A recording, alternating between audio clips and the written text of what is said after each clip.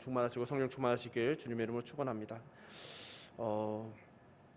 오늘 본문인 베드로 후서가 써있던 당시는 1세기 후반으로 여겨지는데, 그 당시 교회는 박해를 받기 시작하여 성도들은 위험에 포위당한 듯한 처지에 놓여 있었습니다. 그뿐 아니라 거짓 교훈과 조롱이 교사들을 포함한 내부의 사람들을 통해서도 이야기되므로 당대의 교회는 안팎으로 큰 위기에 놓여 있었던 것이죠. 그런 시기에 베드로는 다가오는 고난에 직면한 성도들에게 용기를 주며 거짓 교훈과 당대에 조롱하는 소리에 대항하여 성도의 삶인 그리스도 중심적인 사고를 가지도록 하며, 나아가 주님께서 다시 오실 때 그분의 나라에선 환영받으려는 궁극적인 목표로 나아가도록 격려하기 위해 오늘 편지를 썼습니다. 이러한 배경을 우리가 염두에 두고 오늘 말씀을 함께 살펴보기를 소망합니다. 먼저 1절과 2절에 베드로는 교회를 향해 문안하고 있습니다. 이 인사말에 사실 핵심 신앙 고백이 잘 담겨 있는 것이죠. 예수 그리스도의 종이며 사도인 시몬 베드로는 우리 하나님과 구주 예수 그리스도의 의를 힘입어 동일하게 보배로운 믿음을 우리와 함께 받은 자들에게 편지하노니, 하나님과 우리 주 예수를 알므로 은혜와 평강이 너희에게 더욱 많을지어다. 아멘. 지금도 그렇지만 당대 베드로의 위상은 초대교회 내에서 대단했습니다. 예수님의 제자로서 그 가르침을 직접 보고 들었다는 사도의 권위에 수제자라는 권위가 더해졌으며, 죽는 날까지 교회를 위하여 충성된 삶이 더해졌기 때문이죠. 그런 베드로는 자신은 예수 그리스도의 종에 불과하다는 고백을 담아 오늘 자신을 소개하고 있습니다. 거기에 자신의 이름을 시몬 베드로라고 적고 있는 것이죠. 여기서 시몬과 베드로를 함께 적은 것은 자신이 사도로서의 삶이 은혜로 변화되었다라는 것을 스스로에게도 그리고 듣는 성중에게도 상기시키는 것이죠. 이어지는 우리 하나님과 구주 예수 그리스도라는 이 표현은 우리 개역개정으로 보면 성부 하나님과 성자 하나님을 함께 언급하는 것처럼 보이지만, 헬라어 문법상으로는 하나님이시며 구주이신 예수 그리스도라고 번역하는 것이 더 적절합니다. 그래서 많은 성경학자들은 이 베드로서 후서 1장 1절의 이 고백이 예수님의 신성을 초대교회 초기부터 고백되었다는 중요한 증거로 보고 있는 것이죠. 베드로는 오늘 본문뿐 아니라 사도행전 4장과 5장의 초기 설교에서부터 한결된 고백으로 처음부터 예수님을 하나님이시라고 고백했음을 베드로 후서에서 우리는 다시 한번 재확인하고 있는 것입니다. 이어지는 그리스도의 의를 힘입어 동일하게 보배로운 믿음을 우리와 함께 받은 자라는 고백은 유대인 출신 성도가 주류인 초대교회 안에서 헬라인, 즉 이방인으로서 복음에 동참한 성도들이 동일하게 하나님의 사역에 동참한다는 의미와 함께 당대의 복음의 권위자이자 예수님의 수제자였던 사도 베드로 역시 자신 역시도 후에 복음에 동참한 이방인들과 동일하게 여전히 예수 그리스도의 의를 필요로 하는 죄인이라는 겸손한 고백이기도 한 것이죠. 그리고 우리는 그 의, 주 예수 그리스도의 의 앞에 동일하다는 이 고백을 통하여서 하나님께서 공평하시다라는 그 진리를 되새겨 볼 수 있게 됩니다. 그리고 2절은 우리 교회의 믿음과 지식의 근본을 분명히 하는 고백이 담긴 축복의 메시지이죠. 하나님과 우리 주 예수를 알므로 은혜와 평강이 너희에게 더욱 많을지어다. 아멘. 당대에는 우리들이 수많은 말씀 통해서 아시듯이 지식을 신앙보다 더 위에 두는 거짓 교사들이 많이 있었습니다. 그런 거짓 교사들의 대표적인 무리들이 바로 영지주의자들인 것이죠. 그런 거짓 교사들에 대한 대응으로 사도들을 포함한 정통 사도들 그리고 정통적인 교회의 지도자들은 완전한 지식을 얻는 것을 중시합니다. 이 완전한 지식은 당대의 거짓 교사들이 말하는 것처럼 사색을 통하여 얻는 것이 아니라 우리 주님과의 인격적인 관계와 경험에서 나오는 것이었습니다. 오늘날 한국교회가 사변적으로 많이 치우쳐졌다는 경고를 많이 듣습니다. 그래서 설교도 신학적인 지식과 이론에 집착하고 있다는 해외 교회들의 우려의 소리가 들려옵니다. 물론 이 우려는 우리들이 신학을 잘 녹여내고 또 신학적인 그 정밀함과 또 지식적인 깊이를 더하는 것이 틀렸다는 이야기는 아닌 것이죠. 그러나 삶보다는 지식에 치우친 것이 아닌가 하는 우려의 목소리가 들리는 것입니다. 그리고 권면하는 것은 이제 지식보다는 실제적인 삶을 통하여 하나님과 인격적인 교제의 경험을 더욱 사모해야 한다는 조언에 가까운 것이죠. 왜냐하면 한쪽에 치우치는 것은 언제나 위험한데 그 중에서도 한국교회는 지식적으로 치우쳐서 오늘 베드로가 경계한 지적인 거짓 교사의 위험에 노출되기 쉬운 환경에 처해 있기 때문인 것이죠. 그러면 우리는 어떻게 온전한 지식에 이르고 어떻게 건강한 경건의 삶을 살 수 있을까요?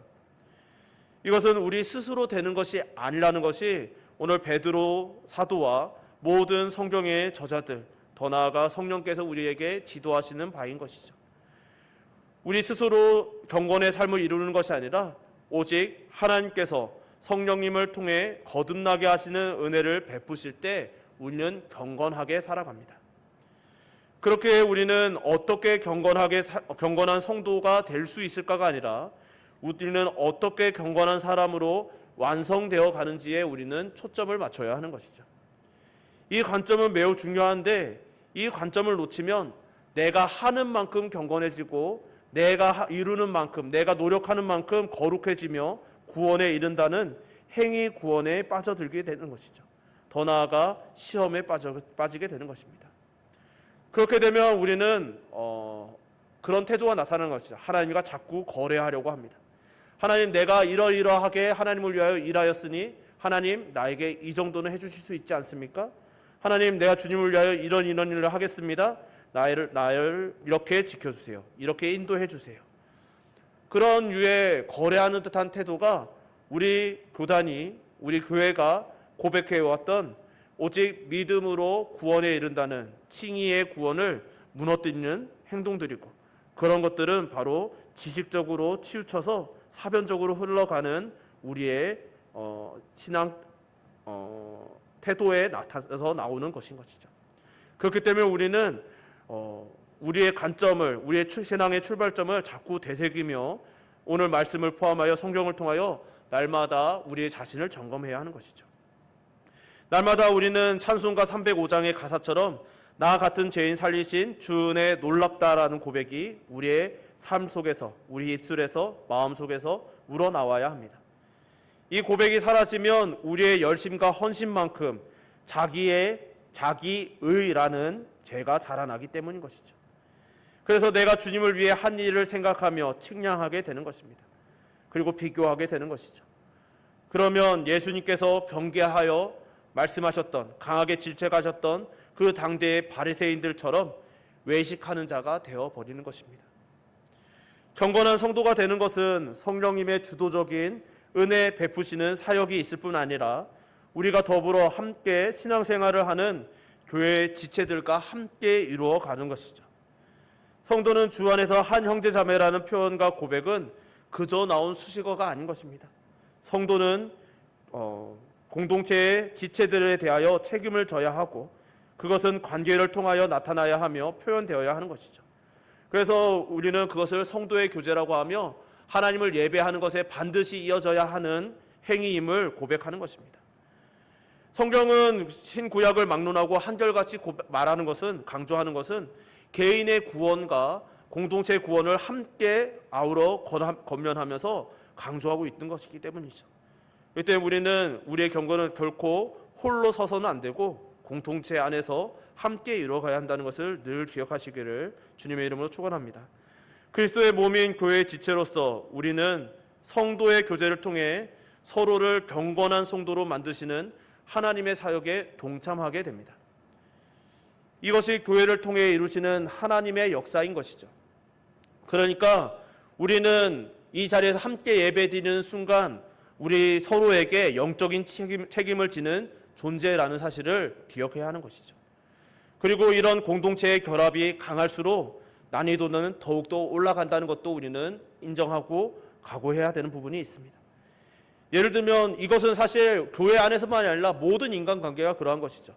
예를 들면 남녀가 연애를 할 때에는 서로 믿어주고 덕을 베풀고 서로를 아는 것, 참고 인내하는 것, 함께 경건생활을 하며 사랑하는 것보다 결혼해서 부부로 결합하여 서로를 믿고 덕을 베풀며 서로를 알고 참고 인내하며 경건과 사랑을 이루는 것이 훨씬 어렵다는 것을 우리는 삶을 통해서 알게 되는 것이죠. 모든 관계가 친밀해지면 친밀해질수록 서로를 향한 벽이 허물어지면 허물어질수록 더욱더 어려움과 갈등과 충돌이 일어나는 것은 모든 인간관계의 기본 원리이듯 신앙으로서 주 안에서 함께 이루어가는 성도의 교제 역시도 그러한 것이죠. 그래서 우리는 보편적으로 우리의 믿음이 또 하나님 앞에서 우리의 관계가 깊어지면 깊어질수록 많은 갈등들을 경험하게 됩니다. 또 다른 예로 육아도 그러한 것이죠. 우리가 아이를 처음 만났을 때, 처음 태어났을 때는 상호작용을 해야 할 일이 처음 태어났을 때보다 상호작용할 일이 더 많아질수록 그 육아는 점점 더 어렵다고들 합니다. 나중엔 육아, 그 아이와 함께하는 기쁨보다는 그 어려움 때문에 감사와 사랑을 점점 더 잃어가는 자신을 보고 괴로워하는 경우도 많이 보는 것이죠. 교회 공동체도 마찬가지인 것이죠. 서로 간의 관계가 피상적일 때는 갈등이 없습니다. 어쩌면 우리 중에 갈등이 없다는 것은 우리의 관계가 정말 피상적일지도 모른다는 경계를 해야 하는 것이죠. 그렇다고 무조건 우리 속에 갈등이 많아야 된다는 이야기는 아니지만 우리의 갈등이 우리 안에 사랑이 충만함으로 내 형제 자매를 사랑함으로 그 갈등이 덮어지는 것인지 아니면 그냥 그저 서로에게 거스리는 것이 전혀 없어서 그냥 그저 보고 헤어지는 그냥 피상적인 관계인지 우리의 관계를 점검해야 할 필요가 있다는 것입니다. 하나님께서 허락하신 관계, 세우신 공동체라고 해서 항상 좋기만 하지는 않습니다. 왜냐하면 우리에게는 여전히 죄성이 남아있기 때문인 것이죠.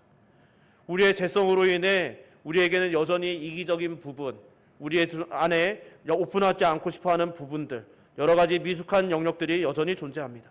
그래서 우리는 실수도 하고 미숙한 반응을 서로 주고받기도 하는 것이죠. 그리고 그 과정에서 상처도 주고받습니다.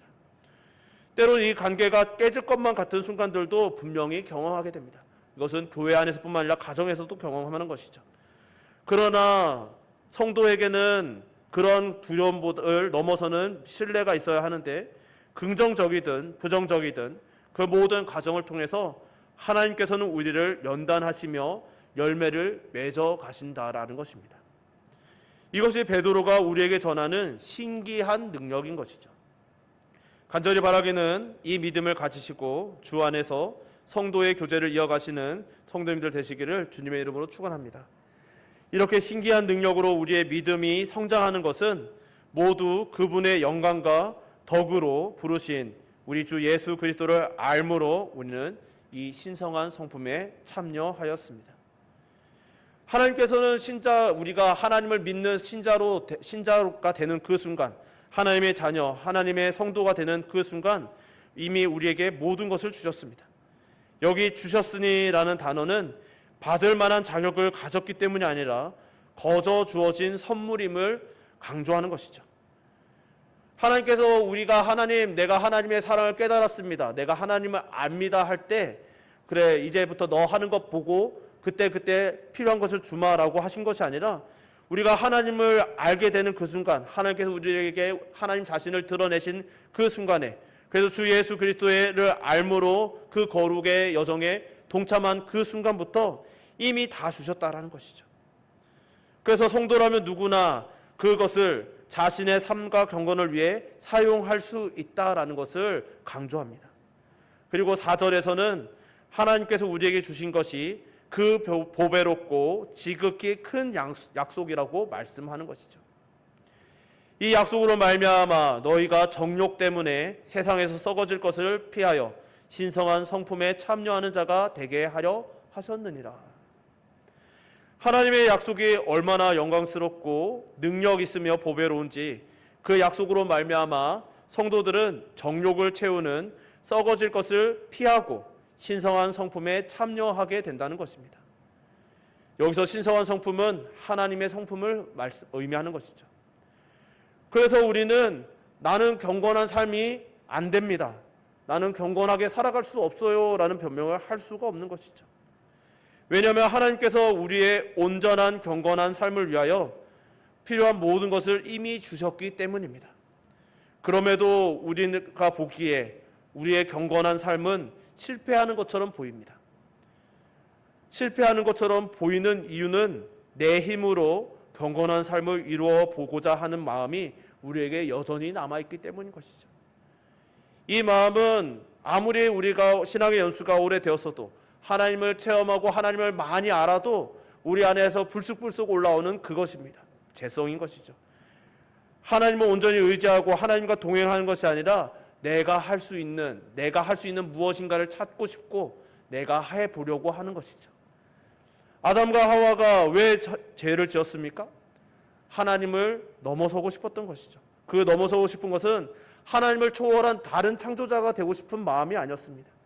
하나님을 의지하지 않고 하나님과 동행하지 않고 하나님께 맡겨드리지 않고 내가 해보고 싶었던 것이죠. 그것이 바로 우리 안에 여전히 남아있는 죄성이며 그런 죄의 모습인 것이죠. 그렇게 우리는 우리의 경건에서 실패하는 듯한 모습이 자꾸 나타나게 되는 것입니다. 성화는 언제나 하나님께서, 그러나 우리는 경건은 내가 경건한 사람이 되겠다는 강력한 의지나 동기로 되어지는 것이 아니라는 것을 날마다 기억해야 합니다. 되새겨야 합니다. 성화라는 것은 언제나 하나님께서 주시는 것이지 우리가 스스로 내가 성화를 이루겠다라고 말하여서 이룰 수 있는 것이 아니라는 것이죠. 베드로는 그것을 그 보배롭고 지극히 큰 약속이라고 말합니다. 자격 없는 우리에게 있을 수 없는, 감당할 수 없는 영광스러운 약속을 묵상하고 새길 때 경건한 삶을 살아갈 동기와 의욕과 힘을 얻게 되는 것입니다.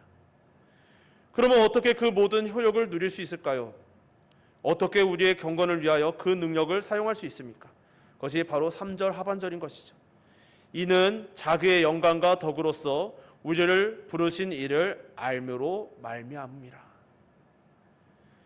하나님과 주 예수 그리스도를 알므로 가능하다는 것이죠. 우리는 하나님과 그리스도를 알므로 하나님께서 우리에게 주신 보배롭고 지극히 큰 약속으로 인하여 세상을 이기고 참된 경건에 이르게 된다는 것입니다. 그런데 베드로는 자기의 영광과 덕으로서 우리를 부르셨다라고 말하죠. 이 말은 두 가지 해석이 가능한데, 하나님께서 당신의 영광과 덕에 이르도록 우리를 부르셨다는 의미, 혹은 하나님께서 당신의 영광과 덕으로서 우리를 부르셨다라고 해석할 수 있는 것이죠. 여기서 덕은 탁월함 또는 선하심이라는 의미를 포함하고 있는데, 다른 역본에서는 이런 의미를 더욱더 강조하고 있습니다. 즉 경건한 삶을 살게 하심으로 우리가 하나님의 영광과 탁월하신 혹은 선하신 그 성품에 이르게 하신다는 것이죠. 우리는 하나님께서 이런 하나님이심을 알아감으로 우리는 하나님께서 우리에게 아낌없이 베풀어 주신 이 모든 것을 받아 누리면서 경건한 성도가 되어가는 것이죠. 하나님의 영광과 덕에 이르게 되고 신의 성품에 참여하는 자가 되는 것입니다. 즉 베드로는 오늘 본문을 통해서 우리에게 강조하는 것이죠. 하나님을 알라. 너희들이 알아야 하는 것은, 너희들이 경건을 위해서 해야 하는 것은 하나님을 아는 것이다. 우리 주 예수 그리스도를 아는 것이다 라고 말하는 것입니다. 이것은 베드로가 오늘 베드로후서, 오늘 본문뿐만 아니라 베드로후서를 전체를 관통하는 메시지인 것이죠. 그래서 베드로후서를 시작하는 베드로후서 1장 2절에서 하나님과 우리 주 예수를 알므로 은혜와 평강이 너에게 더욱 많을지어다 라고 하였고, 또한 베드로후서 마지막인 3장 18절에서 오직 우리 주 곧 구주 예수 그리스도의 은혜와 그를 아는 지식에서 자라가라. 영광이 이제와 영원한 날까지 그에게 있을지어다 라고 마무리하고 있는 것이죠. 그리고 이것은 베드로의 교훈이기만 한 것이 아닌 것이죠. 우리 주님께서는 십자가를 지시기 전에 이렇게 성부 하나님께 우리를 위하여 간구하셨습니다. 요한복음 17장 3절에 영생은 곧 유일하신 참 하나님과 그가 보내신 자 예수 그리스도를 아는 것이니이다. 아멘. 이게 무슨 의미입니까? 영생은 그저 죽어서 얻는 생명만이 아니라는 것이죠. 지금 이 땅에서 주 예수 그리스도를 믿음으로 하나님의 자녀가 된 성도들이 누리는 생명이라는 것입니다.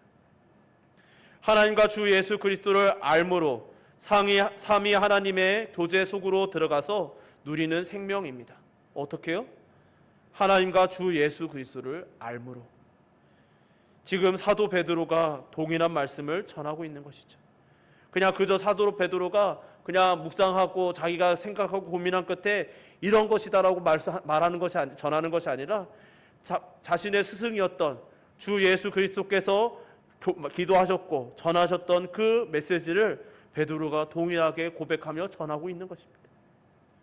사랑하는 성도 여러분, 경건은 우리 성도에게는 선택이 아니라 결론인 것이죠. 우리가 성도가 된 그 순간부터 우리는 이미 거룩한 자들입니다. 그리고 우리는 경건을 이루고 있습니다. 우리의 삶이 사람의 눈으로 보기에는 때로는 정도의 차이가 있어 보입니다. 이 사람은 아직 거룩에 이르지 못한 것처럼 보일 수도 있습니다. 어떤 이는 더 거룩해 보이는, 특별해 보이는 이들도 있을 수 있는 것이죠. 그러나 경건은 그렇게 보이는, 외적으로 보이는 것으로 나타나는 것이 아니라는 것을 우리는 기억해야 합니다. 오직 성품으로 나타나는 것이죠. 우리가 경건을 이루기에 성경을 많이 읽는 것에 혹은 기도를 시간을 많이 가지는 것에 있는 것이 아니라 성경을 읽고 그 성경을 통해서 하나님을 알아가야 하는 것이고 얼마나 깊이 아느냐에 달려있는 것이고 우리가 하나님을 기도를 통하여 하나님과 더 친밀히 교제하는 것에 걸려있는 것이고 그 교제를 통하여 하나님의 알을 통하여 우리가 하나님께 얼마나 성품을 얼마나 더 우리 안에 드러나게 되는지가 바로 우리의 거룩이고 경건인 것입니다. 그렇기에 이 성품은 공동체 안에서 결국 드러나게 되는 것이죠. 더 나아가 이 신성한 성품에 도달해 가는 성화 역시도 결국은 공동체 안에서 드러나게 되는 것입니다. 우리가 잠깐은 우리의 외적인 외식을 통하여 거룩을 숨길 수 있을지도 모릅니다. 거룩한 척하고 혹은 거룩해 보이는 듯한 언행을 통하여서 그러한 모습들을 흉내낼 수 있을지도 모르는 것이죠.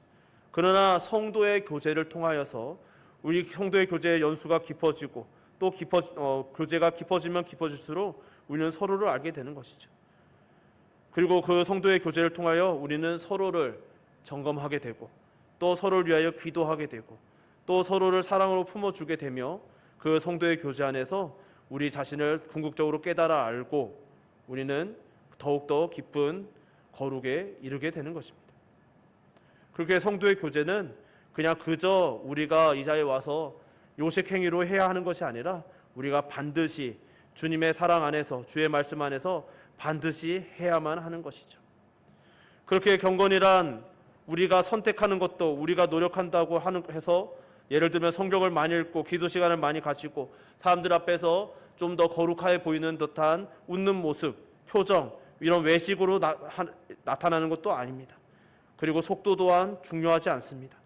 우리의 경건은 오직 하나님을 알아가는 삶에 있으며 또 이 경건에 필요한 것은 이미 우리에게 주셨고 우리가 이것을 얼마나 많이 반드시 하나님의 거룩에 도달하는 곳에 향하고 있는지가 중요한 것이죠. 우리는 이 경건에 필요한 것을 이미 받았습니다. 누누이 말씀드렸지만 이미 우리에게 주신 것, 복음, 예수 그리스도를 아는 것, 그것이 바로 우리의 경건인 것이죠. 그렇게 우리는 날마다 주님을 생각하고 알아가고 의지하는 것입니다. 우리 모두가 날마다 말씀을 읽고 기도하신 줄 믿습니다. 그것은 그냥 그것을 읽음으로써 우리가 돌을 닦듯이 포인트를 정립하듯이 우리의 경건이 쌓여가기 때문이 아닙니다.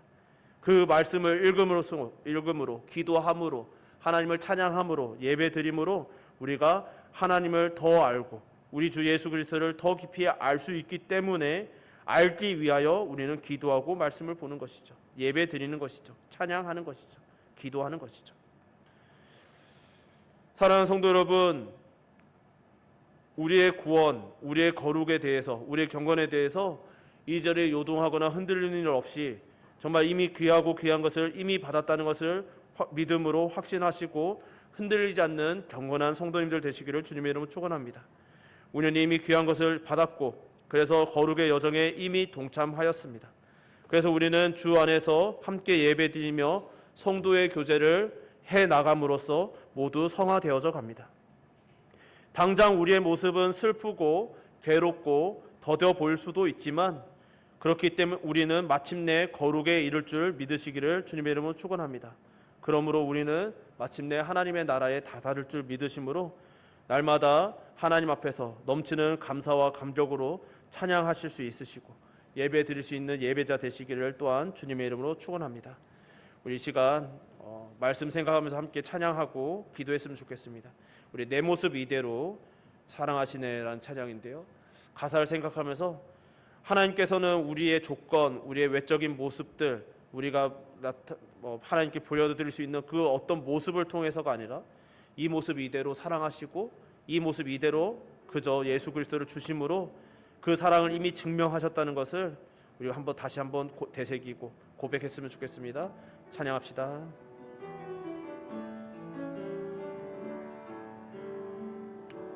내 모습 이대로 사랑하시네. 연약함 그대로 사랑하시네. 나의 모든 발걸음 주가 지나니 날 인도하소서. 내 모습 이대로 내 모습 이대로 사랑하시네. 연약함 그대로 사랑하시네. 나의 모든 발걸음 주가 지나니 날 인도하소서. 주의 날개 아래 거하는 것 주의 임재 안에 거하는 것 나의 가장 큰 소망 나의 가장 큰 은혜 주와 함께 동행하는 일 주의 날개 아래 거하는 것 주의 임재 안에 거하는 것 나의 가장 큰 소망 나의 가장 큰 은혜 주와 함께 다시 한번 찬양합시다. 내 모습 이대로 내 모습 이대로 사랑하시네.